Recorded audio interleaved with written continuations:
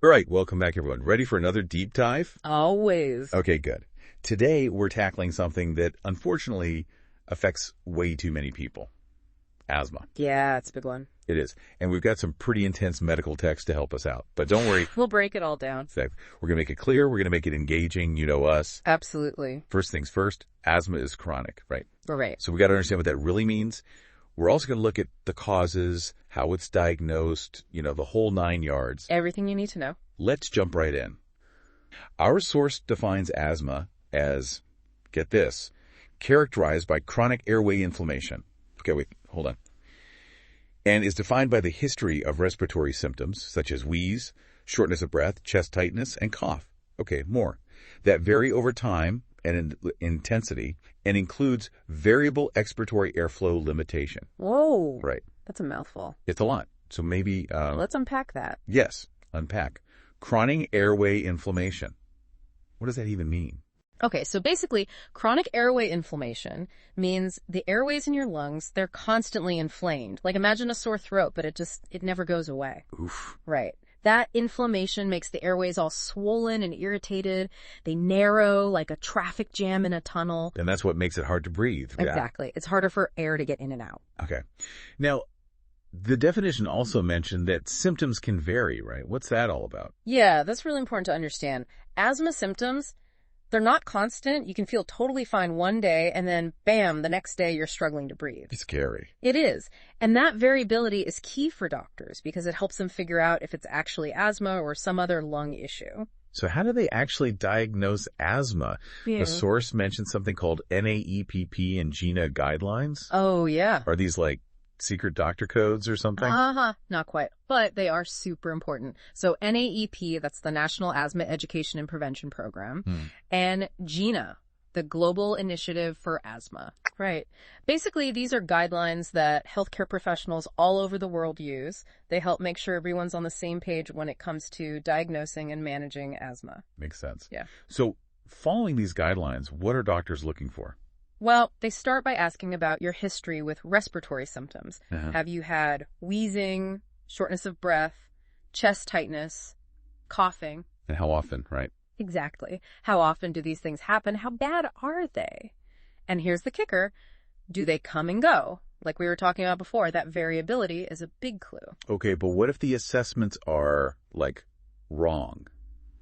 Could asthma be misdiagnosed? That's a good question. These guidelines are pretty thorough, but every case is different. It's possible for asthma to be missed, especially if it's early on or the symptoms are mild. I see. And sometimes other conditions, with similar symptoms can be mistaken for asthma. That's why a really thorough assessment is so important. So it's more than just asking a few questions. Way more. What else do they do? A physical exam, of course.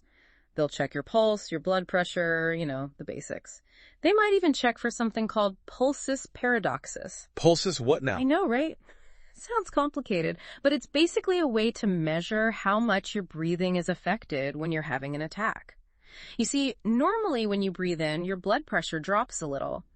But during an asthma attack, that drop is much bigger because your heart is working so hard against all that resistance in your airways. Wow. Doctors can measure that difference, and it tells them how bad the attack is. So they're like breathing detectives. Exactly. Looking for clues. And like any good detective, they've got tools. Right. They might order an ABG. AB stands for arterial blood gas test. It measures the oxygen and carbon dioxide levels in your blood.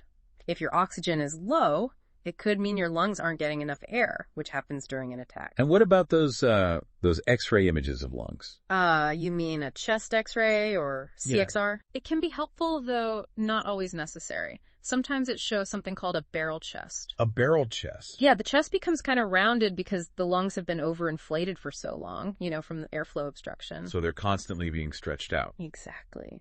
And then there's the pulmonary function test, or PFT. Catchy name. Right.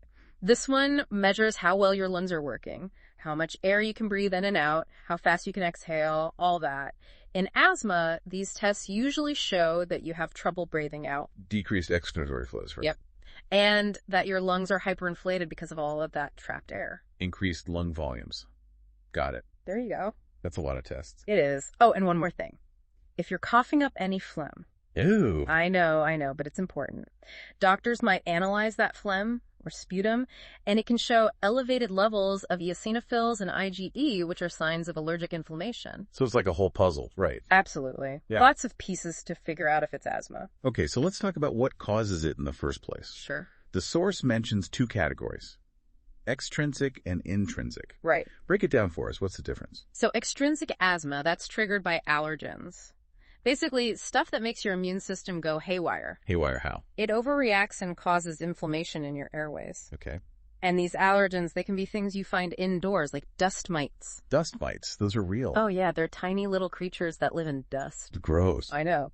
Or they can be things outside, like pollen from trees, grasses, weeds, all that. So when someone with asthma breathes in those things, Their immune system freaks out. and that leads to... Inflammation and narrowed airways. Classic asthma attack. Okay, that's extrinsic. What about intrinsic? What triggers that? Intrinsic asthma, that's not about allergens. It's triggered by other stuff, like certain medications, for instance. Medications. Yeah, like aspirin and other NSAIDs. You know, those common pain relievers. Okay. Or things like exercise, cold air, even stress. Wait, stress? Whoa. Really? Yeah, stress is a big one. It's all about the mind-body connection, you know? If you're stressed, it can absolutely trigger an asthma attack. That's wild. It is. Makes you realize how important it is to manage stress, especially if you have asthma. In fact, I had this patient once. Her asthma was out of control until we started addressing her anxiety.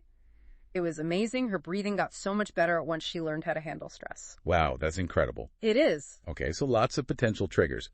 But the good news is there are treatments too, right? Of course. The source mentioned oxygen, bronchodilators, ICS, oral steroids, and IV steroids.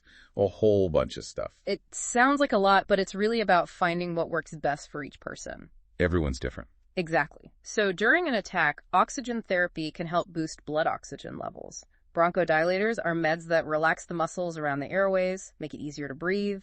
Inhaled corticosteroids, ICS for short, those are often used to reduce inflammation over time. And for more severe cases, oral or IV steroids can really help open up those airways fast. So it's not like a one-size-fits-all situation. Nope, it's all about working with your doctor to find the right combo of meds and strategies, you know? Figure out your specific triggers and how to manage them. It's like a personalized plan. Exactly.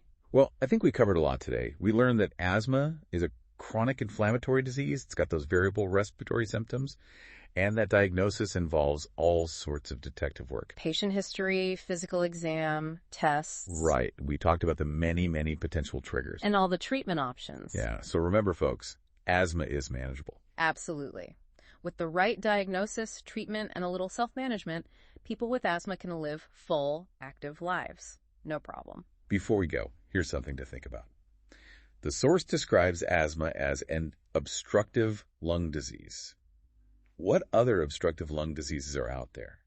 How do they compare to asthma? Something to ponder. That's it for today's deep dive. Thanks for joining us. See you next time. Keep learning and stay curious.